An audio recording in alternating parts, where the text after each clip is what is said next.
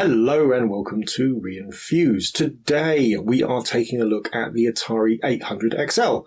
Now we'll quickly just go through some of Atari's 8-bit computer history, just because it's useful to get into. I think probably mostly Atari is famous for the 2600, the kind of what we see really as being the original console. I mean, it's not. There are certainly consoles that existed before that in various guises, including ones with cartridges. But it's the one that really took the market by storm the most, really became the first truly successful one. And it's at the end of that when they'd finished the design for that, around 1977, they were thinking of what to do next. So they figured that these 2600 would have probably around 3-year shelf life, and then they'd have to think of something better because competitors would have turned up, etc., etc., etc. And so they started planning this new machine, which would be more powerful, a step up on the 2600. But in the meantime, Nola Bushnell had to take the difficult decision to sell Atari to Warner Communications just to get the funds to actually get the machine out on the market in the first place.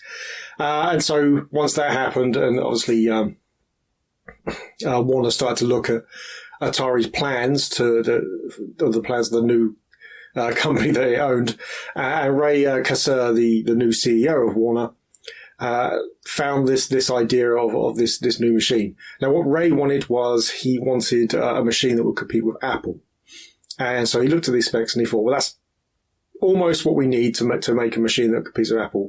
We just need some extra bits and then make it a computer. And so he got the engineers to go off and do that. And they did. And they released the 400 and the 800. Now, originally, they were called that because one was going to have 4K, one was going to have 8K. But in fact, during the time of design to release, memory prices had dropped to such a point that it was actually now financially more feasible to release both machines with the same amount of memory rather than having different designs. But board designs, it would have been it's more cost effective. So they both released with the same amount of memory. But the 400 did have a membrane keyboard as opposed to the 800's actual proper capped keyboard.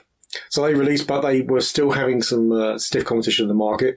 8K just wasn't really cutting it at that point. And so they went back to the drawing board. They realized they had to release a machine that was more powerful. Now, they did that first with the 1200 XL, kickstarting the XL line. But that machine was just too expensive. They made lots of cuts in some of the hardware, including the SIO port, which we'll definitely talk about in a bit, which made peripherals incompatible, and it released at $1,000, which was just far too expensive. So they again went back and they this time released the 600 XL and the 800 XL, both of them obviously being step-ups from the 400 and the 800.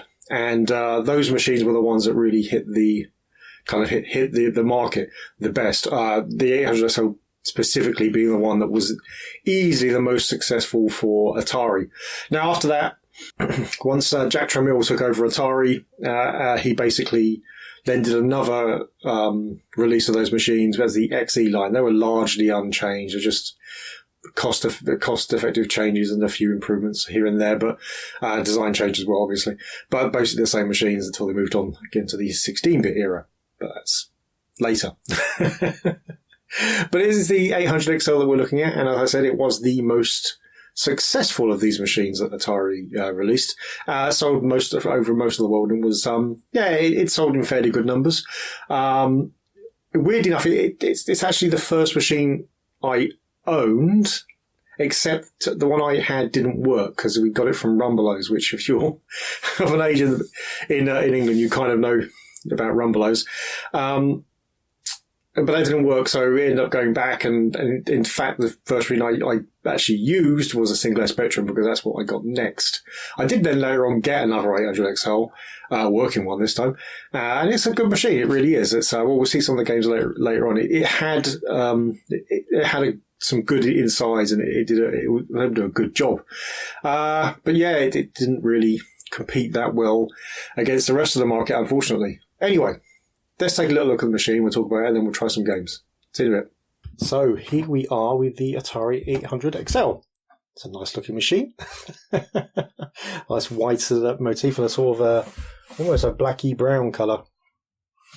Mine's gone weird, but I think I remember it being not exactly brown. Lovely keys down the side here in silver. If you can't see them, that's reset, option, select, start, help, and the power light here. Then there's a cartridge slot here. Ignore this for now. This is not part of the machine. This is something I'll add on later. Nice silver Atari 800XL badge there. So it's very nice. The keyboard's quite nice, very clickety clackety. And if we look at the back, we can see this is the SIO port. It's quite an advanced port for its time, and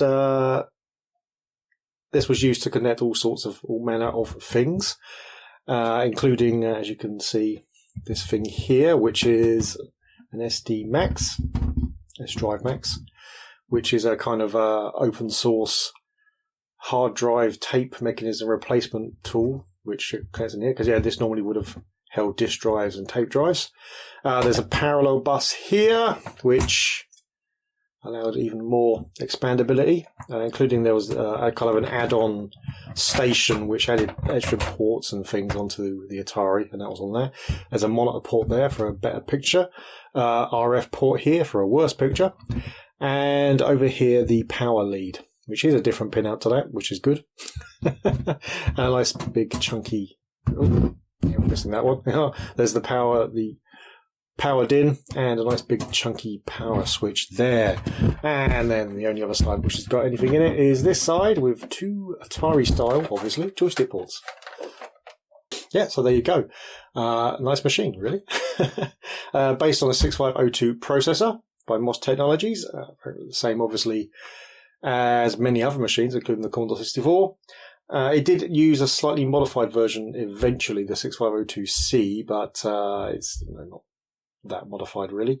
64K of memory, and quite a few custom chips in it as well, which were capable of pushing quite a few sprites on the screen. So it's a good machine. It's kind of got a tendency towards chunky graphics, which is quite interesting, and it gives it its own kind of its own visual style, much like the Commodore's palette gave it its style, and the Spectrum's lack of palette and lack of attribute space gave it its style.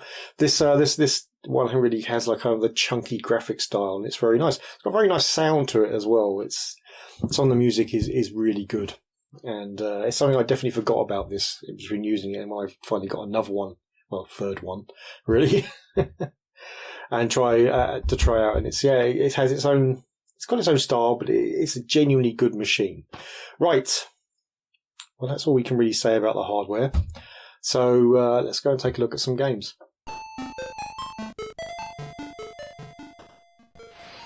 Oh, and here we are with Spy vs. Spy, which is a particular favourite game of mine, and this is a really nice version of it. The graphics are nice and big, and it's pretty colourful, and you just kind of see that if you compare this to the other 8-bit versions, it compares really, really well. Yeah, I did just get my my bottom handed to me there. Right. Just search things. Oh no, he's going to kill me again. Get out, get out, get out.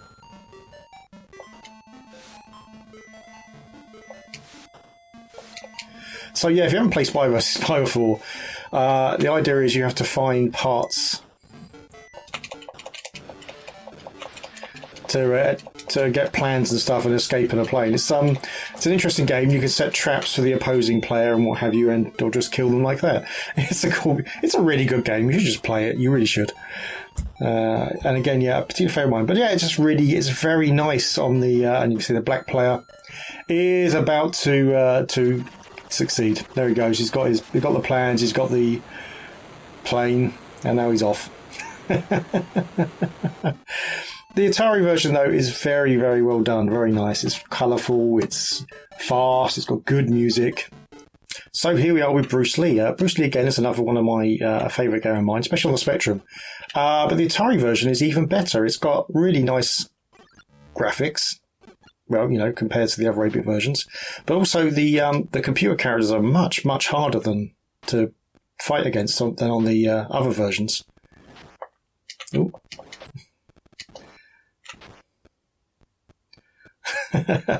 Especially, the sumo character. I can remember his name, starts with Y. But yeah, he's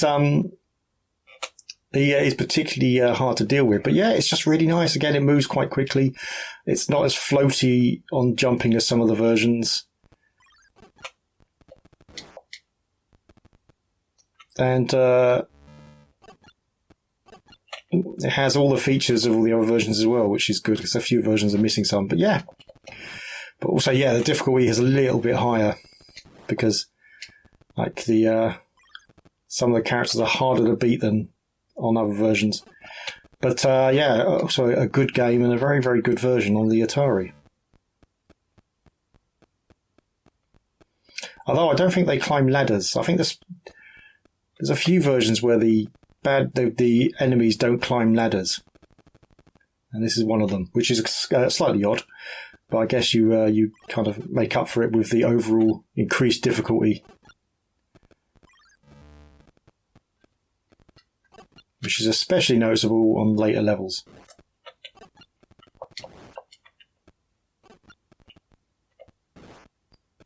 Oh, just missed that. This is such a fun game, it really is. They were just waiting for me there. Oh, there you go. And I'm gone. It's a brilliant game. Right, so that's the Atari 800 XL. It's a brilliant machine. It really is. It's one of those machines that failed, but not for any good reason. It certainly had the guts to compete with any other 8-bits that were out at the same time. And it could really push graphics around. So it was a shame it failed. But unfortunately, there was only so much room in the market, even though it was a growing market at that point.